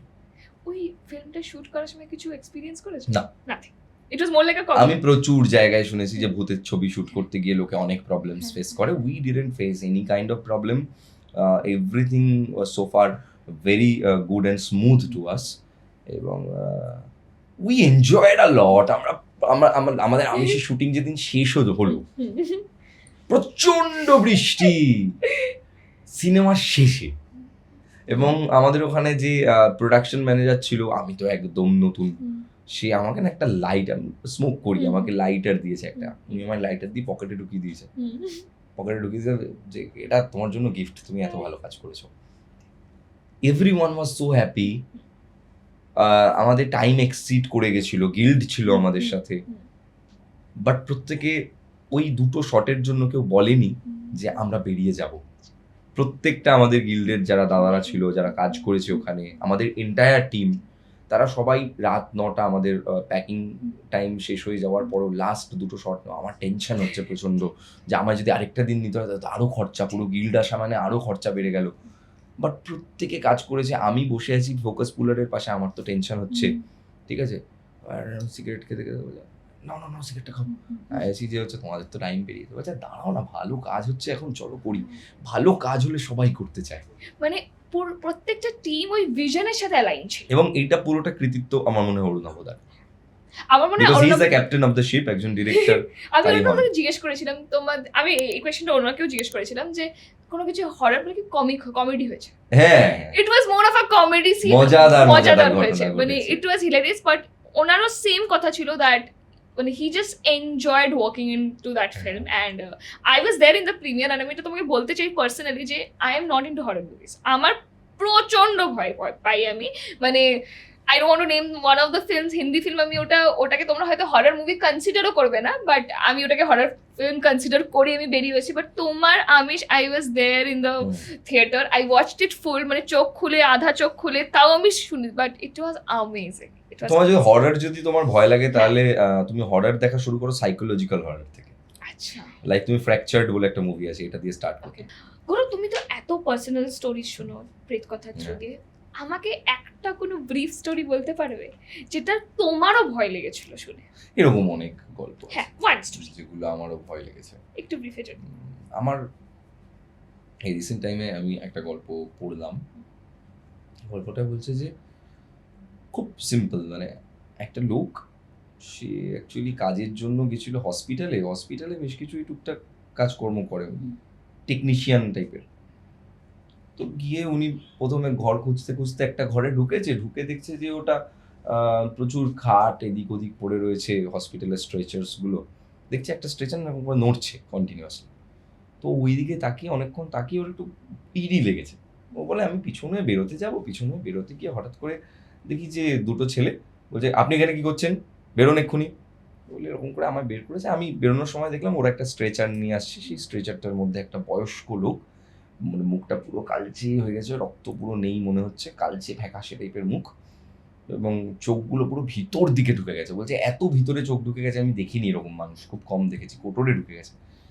বলছে আমি বেরিয়েছি ওখান থেকে, বেরোনোর পর সারাদিন কাজকর্ম করেছি, রাত্রিবেলা বলছে যে আমি যখন বাড়ি ফিরে দেখছি যে মানে রাস্তাতে দেখছি একটা লোক বলছে সামনে দাঁড়িয়ে রয়েছে রাস্তার মধ্যিখানে। আমি বাইক নিয়ে পাশ কাটিয়ে চলে গেছি, তো লোকটাকে দেখে আমার প্রথমে কিচ্ছু মনে হয়নি, আমি জাস্ট ভেবেছি এমনি হয়তো একটা লোক দাঁড়িয়ে রয়েছে। বলে বাইক ফাইক রেখে ওরা হচ্ছে উনি গেছেন হচ্ছে ওই স্নান করতে, একটু পুকুরে হাত ফা ধুতে আর কি। তো বলছে পুকুরে হাত ফাত ধুতে গেছি, দেখছি একটা লোক এরকম লুঙ্গি ভেজাচ্ছে, এত রাত্রিবেলা এই পুকুরে কোন লোক? লোকটা বলছে দাদা সময় কত হলো? তো বলছে এরকম বাজে 11:30 বাজে। এবং ওনা লোকটার মুখটা এরকম করে দেখেছে, লোকটার মুখটা দেখে ওর পুরো গায়ে শিহরণ খেলে গেছে। বলছে যে এই লোকটা তো সেই লোকটা যেই লোকটাকে আমি রাস্তায় দেখেছিলাম, আর এই লোকটাই সেই লোকটা যাকে আমি মর্গে দেখেছিলাম। ওর তখন খুব হাঁপাতে হাঁপাতে ঘরে ঢোকে এবং মাকে বলে যে এরকম একটা ব্যাপার, আমি এরকম একজনকে দেখেছি। এবং এই ঘটনা কিন্তু সত্যিকারের হয়, মানে এই ঘটনা কিন্তু অদ্ভুত ঘটনা, আমি এরকম প্রচুর ঘটনা শুনেছি। বাট গৌরব, তোমার কোনো সময় মনে হয়েছে যে এই যে এত গল্প যে তুমি শোনো আর সবাইকে শোনো, এটা একটা কালচারাল ফেনোমেনা হয়ে দাঁড়াবে প্রেত কথার থ্রু দিয়ে? হতেই পারে। মানে এটা কি অদ্ভুত না? তুমি এত গল্প শুনেছো, তুমি মানে যখন গল্পটা শোনো, যে কোনো গল্পই শোনো, তোমার মধ্যে কি চলে তখন? ভালো গল্প হলে ইন্টারেস্ট পাই, খারাপ গল্প হলে ভালো লাগে শোনো না। না, ভূতের গল্প কি বোরিং হয়? হয় হয় হয়, আমার কাছে হয় অনেক সময়। আমি জানি না তোমাদের কাছে কিরকম লাগে, বাট হাউ বাট আমি যেহেতু রোজ করি আমার কাছে খুব বোরিং প্লটস মাঝে মাঝে। মানে আমি না এটা জানতে চাই, এবার তোমার তো স্টোরি, ভূতের গল্প স্লো হয়। হ্যাঁ মানে তোমার তো স্টোরি টেলিংটা খুব গ্রিপিং হয়। How do you make one normal story, ভূতের গল্প এতটা গ্রিপিং কেমন করে বানাও? মানে এটা তোমার ট্যালেন্ট, এটা আমি জানতে চাই। কি করে বলবো, এটা তো গল্প বলতে বলতে হয়ে যায় আর কি। মানে কোনো কি ক্রাফটের কিছু টেকনিক্যালিটিস আছে এটা বলা, বা স্টোরি টেলিং না, এর কিছু একটা আমার লেসন আছে? তো না না, আমার তো ওরকম মনে হয় না। আমি জাস্ট গল্পটা যেমন, সেই গল্পটাকে আমি যাতে নিজে ভয় পাই, যেটা চোখ বন্ধ করে দেখতে পাই, সেইটা বলার চেষ্টা করি। যে আমি এইগুলো দেখতে পাচ্ছি তো আমি এটা বলছি, এটা যত সুন্দর করে বলেছে। মানে স্টোরি টেলিং এর সবথেকে বিউটিফুল পার্ট কি? when you visualize, আচ্ছা, যখন তুমি চোখ বন্ধ করে পুরোটা দেখতে পাও তখন তুমি অনেক বেশি বলতে পারো এবং তোমার বলাটা অনেক ফ্ললেস হয়। মানে যেমন ধরো আমি চোখ বন্ধ করলাম, আমি সামনে অমিতাশ্রীকে দেখতে পাচ্ছি, ওর পেছনে একটা সাদা রঙের ল্যাম্প রয়েছে, তার পাশে একটা ছোট্ট গাছ আছে, ওর বাদিকে একটা দুর্দান্ত ছবি রয়েছে যেটা হাতে আঁকা, হ্যাঁ সেই ছবিটার হাইট হতে পারে 2 ফুট, ঠিক আছে, ওর পেছনে যেটা রয়েছে আমি সমস্ত কিছু যত আমি ভিজুয়ালাইজ করতে পারবো তত আমার ওটা লিখতে বা বলতে সুবিধা হবে। মানে ভিজুয়ালি এক্সপেরিয়েন্সটা খুব নেসেসারি। হ্যাঁ, এবার যদি আমি বলি যে অমিতাশ্রীর ওপরে যে লাইটটা ছিল, লাইটটা হট করে বন্ধ হয়ে গেল, পুরো ঘরটা অন্ধকার হয়ে গেল, এমন সময় অমিতাশ্রী হঠাৎ করে কাউকে দেখতে পাচ্ছে না, তারপর ঘরের লাইটগুলো জ্বলে উঠলো এবং ও দেখলো ঘরের মধ্যে কেউ নেই। এবার ভয় লাগছে ঘরটা আমার। পুরো ফাঁকা। সরি। ও খুঁজতে বেরোলো এবং ও যখন বেরোলো বাইরে ফ্ল্যাটটাতে, ও পুরো ফ্ল্যাটের মধ্যে দেখছে আর কেউ নেই, ও রাস্তায় বেরিয়ে দেখছে পুরো রাস্তাটাতে আর কেউ নেই, গোটা পৃথিবীতে ও শুধু একা আছে। No wonder Pret Katha is the top 10 podcast channel. No wonder in that. তুমি যা ইমাজিন করবে Right, তাই so- তুমি করতে পারবে, যা ইমাজিন করবে তাই হতে থাকবে হতে থাকবে। আচ্ছা, আমাকে একটু সাবকনশিয়াস মাইন্ডের ব্যাপারে বলো না।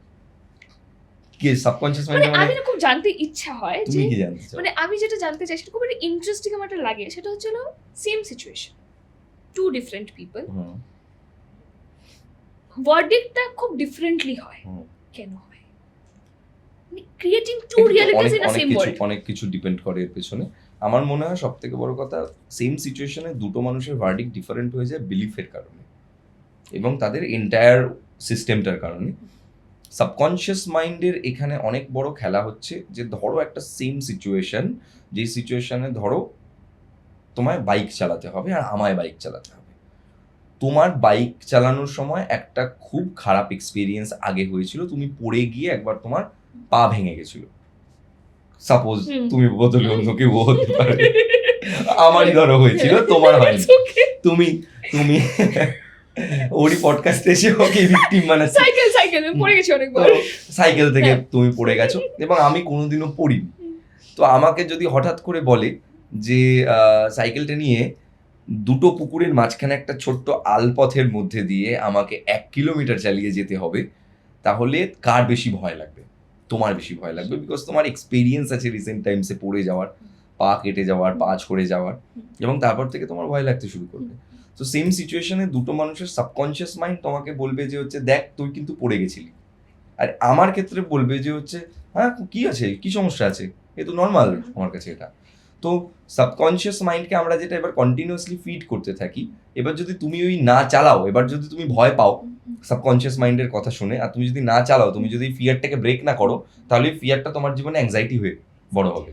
এবার তোমার সাবকনশিয়াস মাইন্ডকে সবসময় ও মনে করাতে থাকবে, আচ্ছা এইটার কারণে এইটা হয়, এইটার কারণে এইটা হয়, বিকজ আমাদের মাইন্ড তো ওইভাবেই কাজ করে যে এইটার মানে মাইন্ড কাজ করে এর কারণে এটা হয়, এইভাবে কাজ করছে আমাদের মাইন্ড সবসময়।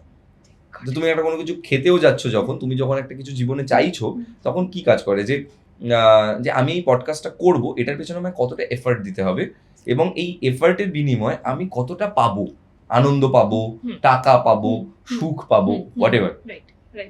তো এইটা ডিপেন্ড করে তোমার সাবকনশিয়াস মাইন্ড তোমাকে কি করে প্রোগ্রাম করে রেখেছে এতদিন ধরে। তো আমার ক্ষেত্রে যেমন হয় যে ধরো তুমি স্টোরি টেলিং এর কথা বলছো, তো আমি কনসিয়াসলি সাবকনসিয়াসলি সবসময় ধরো স্টোরি টেলিং এর মধ্যে থাকি। আমি এখনো কথা বলছি, আই এম কন্টিনিউয়াসলি আমার একটা কথার পর আরেকটা কথা, আরেকটা কথার পর আরেকটা কথাকে আমি সাজানোর চেষ্টা করছি। আমি চেষ্টা করছি ভালোভাবে কথাটা বলার, যাতে তুমি বুঝতে পারো, যাতে তোমার কাছে ক্লিয়ার হয় পুরো ব্যাপারটা। এটা আমি ইচ্ছে করে করছি না, কিন্তু এটা আমার সাবকনশিয়াস মাইন্ড আমাকে করাচ্ছে।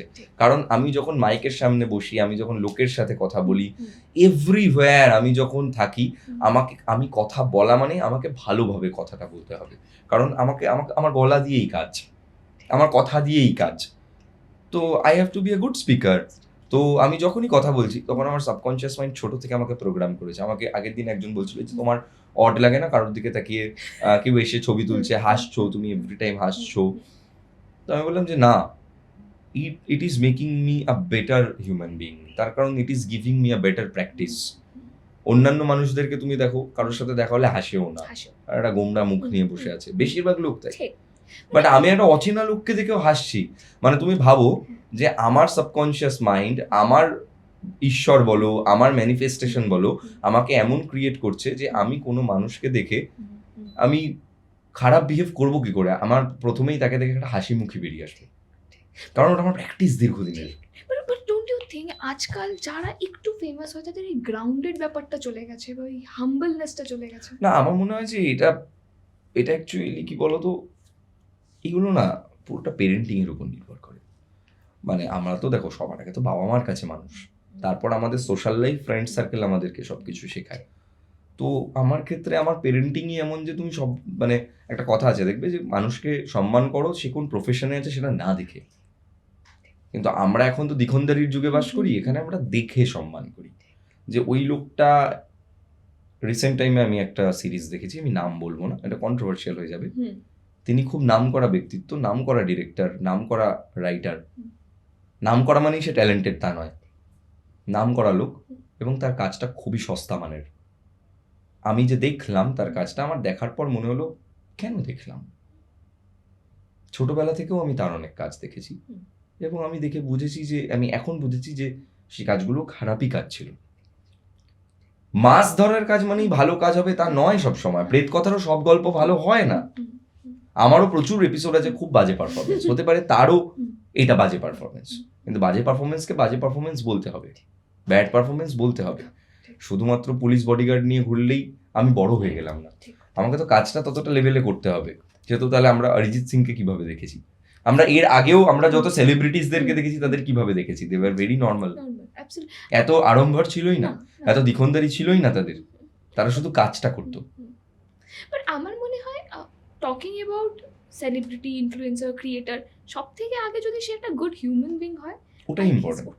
মানে তুমি যেটা করছো সেটা অনেস্টলি করছো না, দ্যাট ইজ মোর ইম্পর্টেন্ট। যে আমি কাজটাকে ঠিকভাবে করার চেষ্টা করছি। মানে একটা সময় পর হয় যে কাজটা করতে করতে আরো অনেক রকম জিনিস ঢুকে যায়, পাবলিক খাওয়ানোর জন্য অনেক রকম ভাবে কাজ করতে হয়। আমার মনে হয় পাবলিক খাওয়ানোর কাজ মানুষ তখনই করে যখন মানুষের নিজের কাজের প্রতি পুরোপুরি আস্থা আর বিশ্বাস না থাকে।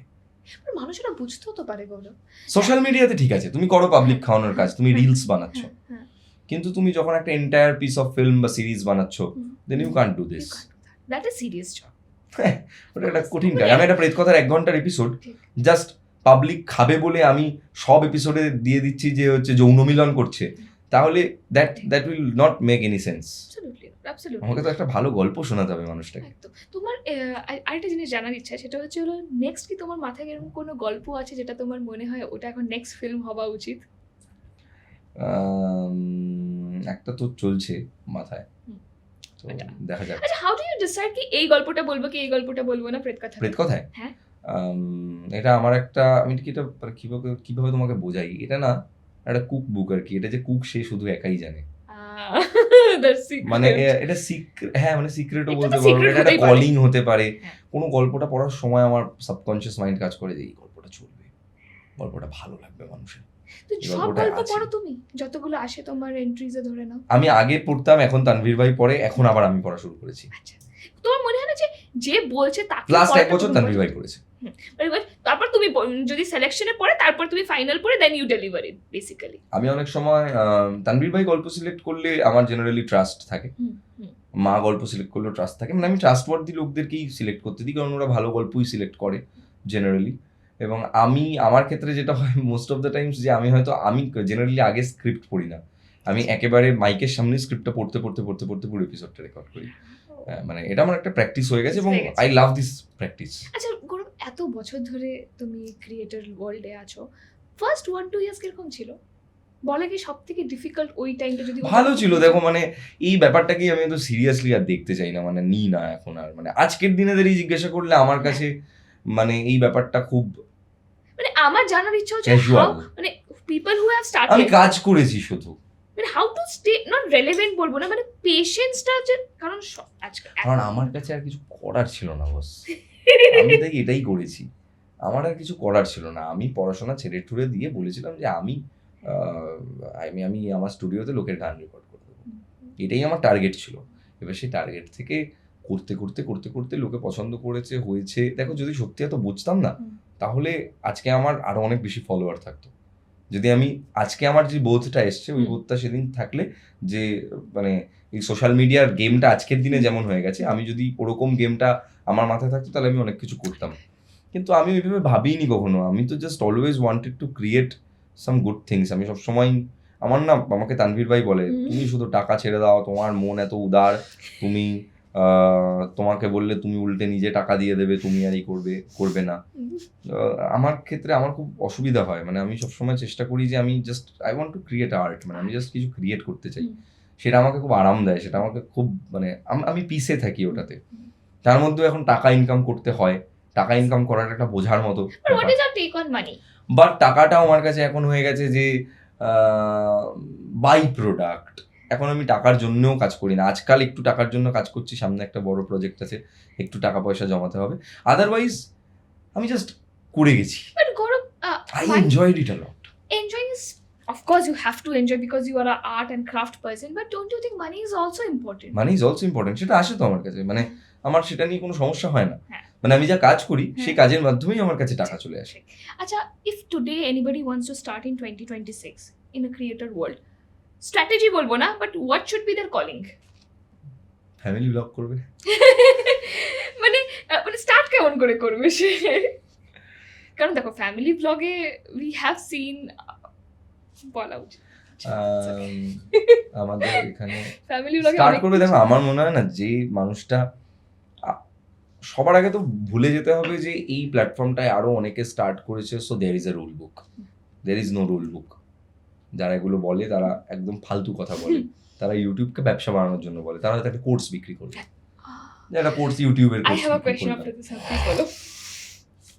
কিন্তু ইউটিউবের এরকম কোর্সের কিছু নেই। তোমার যেই কাজটা ভালো পারে, আমার মনে হয় সবার আগে নিজেকে চেনা উচিত যে আমি এই কাজটা ভালো পারি, এই কাজটায় আমার পুরো দক্ষতা আছে, এবং সেই মানুষটা সেটা দিয়ে স্টার্ট করবে, এবং সে যদি সত্যি ওই কাজটায় দক্ষ হয়ে থাকে, সে ওই কাজটাতে প্রেজও পাবে। তার কারণ ইউটিউব কিছু করছে না, অডিয়েন্স আছে। তুমি একটা ভালো নাচ করলে, যারা নাচ দেখতে ভালোবাসে তারা কিন্তু তোমাকে দেখবে। এবার একটা গল্প আসে, সে শুরু করবে কি, শুরু করাটা কঠিন নয়, শুরু করাটা ইজ ভেরি ইজি, কিন্তু আফটার 1 year জার্নিটা অনেক কঠিন হয়ে যায়। তার কারণ হচ্ছে আফটার 1 year মানুষ তোমার নাচ দেখতে দেখতে, গান শুনতে শুনতে, কবিতা শুনতে শুনতে তুমি মানুষের কাছে পুরনো মুখ হয়ে যাও, চেনা মুখ হয়ে যাও, দেন তুমি যদি নিজেকে আর না বদলাতে পারো সময়ের সাথে, সোশ্যাল মিডিয়ায় আসা মানে তুমি সোশ্যাল মিডিয়াতেই যদি কাজ করে বাঁচতে চাও, then you have to be a very dynamic personality. Otherwise তোমার কন্টেন্টের অভাব থাকবে, তুমি কন্টেন্ট ডেলিভার করতে পারবে না, তোমাকে শুধু ব্র্যান্ডের টাকায় চলতে হবে, তোমার নতুন কোনো ড্রিম থাকবে না, তুমি নিজেকে এক্সপ্লোর করতে পারবে না। ম্যাক্স 5 বছর হয়তো দেশ বিদেশ ঘুরবে, তারপর ইউ আর ডুমড, ওটার কোনো ভ্যালু নেই। কিন্তু তোমাকে যদি লং রানে বেঁচে থাকতে হয়, তাহলে তোমাকে প্রত্যেক 1 বছরে আমরা যেমন করি, যে আমরা প্রত্যেক বছরের শেষে এবং শুরুতে আমি খুব টেনশনে থাকি যে এর পরের বছর আমরা নতুন কি করবো, নতুন কি করা উচিত আমাদের। তার কারণ তোমাকে ইভলভ করতে হবে, তোমাকে প্রয়োজন পড়লে নিজের রোলকে চেঞ্জ করে আরো বড় রোলে নিজেকে নিয়ে যেতে হবে। যে তুমি শুধু আর এখন সিঙ্গার নও, তুমি হয়তো লিখছো, তুমি হয়তো অভিনয়ও করছো, তুমি হয়তো মানে তুমি হয়তো ডান্সও করছো। নইলে তুমি বলো না যে আমাদের আগেকার দিনও সোনু নিগমকে আমরা অভিনয়ও করতে দেখেছি, কিশোর কুমারজিকে আমরা অভিনয়ও করতে দেখেছি, গান লিখতে দেখেছি, গানে সুর দিতে দেখেছি, গানটা গাইতে দেখেছি। অরিজিৎ সিং তো সিনেমা ডিরেক্ট করতে যাচ্ছেন। তো তুমি দেখো যত হাই পোটেনশিয়াল লোক, তারা সবসময় নিজেকে চেঞ্জ করতে চেয়েছে, তারা এক জায়গায় থাকেনি। কারণ এক জায়গায় তুমি নিজেকে যখনই আটকে দেবে, ইনফ্যাক্ট এই 1 বছর পর এই স্টুডিওটাও তোমার পুরনো হয়ে যাবে, আমার আর এই স্টুডিওটায় তোমায় দেখতে ভালো লাগবে না। I want to see you in a better studio. I want to see you in a big space. Something different. Exactly, তোমার এই হেয়ার কাটটা এরকমই রাখলে আর হবে না। 1 বছর বাদে তোমার হেয়ার কাটটারও পরিবর্তন আসবে। আমি আমার জীবনে যখন খুব খারাপ মোমেন্টের মধ্যে দিয়ে চলছিলাম একটা, সেই সময় আমি আমার হেয়ার স্টাইল বদলে ফেলেছিলাম। তার কারণ আমার মনে হয়েছিল যে আমি যেই মানুষটাকে প্রত্যেকদিন আয়নায় দেখছি, আমার মনে হচ্ছে যে আমি ওই একই সিচুয়েশনের সাথে যুঝে বেড়াচ্ছি। তো রাদার আমি সবার প্রথম ভিজিবল চেঞ্জ একটা মানুষের জীবনে কি? মুখ। তো let's change my facial expression বা আমার হেয়ার স্টাইল, আমি এটাকে চেঞ্জ করি, তাহলে আমাকে নিজেকে অন্যরকম দেখতে লাগবে, আমার জন্য একটা ফ্রেশ স্টার্ট হতে পারে। লোকে শুনে অবাক লাগতে পারে মানুষের, বাট এটা আমার একটা ছোট্ট ট্রিক, এটা আমার নিজের জন্য ওয়ার্ক করে। এরকম দেখবে তোমাদের প্রত্যেকের কিছু না কিছু ট্রিক্স আছে যেটা তোমার জন্য ওয়ার্ক করে, তোমার কিছু বিলিফ আছে যেটার পর তোমার অনেক সতেজ ফিল হয়, অনেক ভালো লাগে। আই গেস গুলো এইটা আমি ডেফিনেটলি একটা লাইন একটা dot I will join this line saying that তুমি যেটা বলেছো দ্যাট কমফর্ট জোন থেকে বাড়ালে তোমার গ্রোথ হবে। তুমি যে এই পুরো একটা আমাকে স্ট্র্যাটেজি তো বলবো না, ব্লুপ্রিন্ট বলবো রাদার, দিলে I guess it is connecting that way. মানে এভরি ইয়ার তুমি সামথিং নিউ, মানে you are going out of your comfort zone. Exactly, কিছু নতুন করার চেষ্টা করা। এই বছরও আমরা এরকম কিছু করার চেষ্টায় আছি। সামনে একটা আমরা শর্ট ফিল্ম শুট করার প্ল্যানে রয়েছি, সেটা নিয়ে অনেক প্ল্যানে রয়েছি। তারপর একটা ফিচার করার প্ল্যানে আছি, অনেক কিছু আছে এখন। হ্যাঁ, অনেক কিছুর প্ল্যানে আছি। সো আমি একদমই আনকমফোর্টেবল জোনে আছি এই মুহূর্তে। আমার ব্রেন এই মুহূর্তে আনকমফোর্টেবল জোনে আছে। আমার এই মুহূর্তে দাঁড়িয়ে মাঝে মাঝেই খুব মনে হচ্ছে, সেলফ ডাউটের তো একটা জায়গা মাঝে মাঝে হয়, কিন্তু ওই যে জানি যে না, এটা করা যাবে না। এটা সবারই হয়, এমন না যে হয় না, সবারই হবে, কিন্তু সবারই বেরোতে হয়। হবে। কিন্তু কারোর কম কারোর বেশি। আমি যেমন এখন মোটিভেটেডই বেশি থাকি এবং ওরকমই লোকদের সাথে বেশি মেলামেশা করি, যাদের সাথে মেলামেশা করে আমার নিজের গ্রোথ হচ্ছে বা আমার কাজটা বেটার বলে মনে হচ্ছে। থ্যাংক ইউ সো মাচ আজকের কনভারসেশনের জন্য। কেমন হ্যাঁ, লাগলো? থ্যাংক ইউ, মানে এত সুন্দর কনভারসেশনে আমাকে ইনভাইট করবার জন্য। এবং মানে আমার সত্যি, আচ্ছা আমি তখন বললাম যে এই স্টুডিওটা হয়তো তোমার ভালো লাগবে না, ওটা it's a part of your growth, but this studio is really nice. আমি এসেই বলেছি আগে যে স্টুডিওটা খুব সুন্দর লেগেছে আমার। And before leaving today, just give one piece of advice people who are fighting depression. Depression, Yes. যারা ডিপ্রেশনকে ফাইট করছে, এক্সারসাইজ সবার আগে। এক্সারসাইজটা আমার এই মুহূর্তে আজকের দিনে দাঁড়িয়ে আমার জীবনে সব থেকে বড় রিলিফ আমার মনে হয়। 2 নম্বর বিষয় হচ্ছে একটু হালকা করে নিজের জীবনকে ভাবা। এত স্ট্রেস নেওয়ার কিছু নেই। যেটা নিয়ে সে ডিপ্রেসড সেটাকে লিখে ডিকোড করা, এবং লেখার মাধ্যমেই যখনই সে তার ডিপ্রেশনটার ব্যাপারে লিখবে, তখন কিছু পজিটিভ থট রাখা, যে এইটাকেই আমি আবার বাইপাস করতে পারি কিভাবে, সেটাও লিখে রাখা, সেটাও লিখতে থাকা, এবং নিজের সাথে সময় কাটানো। নিজের সাথে সময় কাটানো মানে রিলস দেখা নয়, লেখা। নিজের মাথায় যা চলছে কন্টিনিউয়াসলি জাস্ট টাইপ করো, স্ক্রিন ফাটিয়ে দাও লিখে, বাট তুমি লেখো লেখো লেখো লেখো। কারণ তুমি ভেতরের যে এই মানে ভরাসটা, ওটাকে তুমি বের করে দিচ্ছ বাইরে। তোমার হয়তো কোনো মোটিভেটারের কাছে যাচ্ছ না, কারোর কাছে যাচ্ছ না, বাট তোমাকে তো বের করতে হবে। তো লেখো। Thank you so much, it's beautiful. So সবাই আই গেস জেনে গেল কিরকম ভাবে কি ফাইট করতে হবে। Thank you for inviting me here. দারুণ। আচ্ছা হ্যাঁ,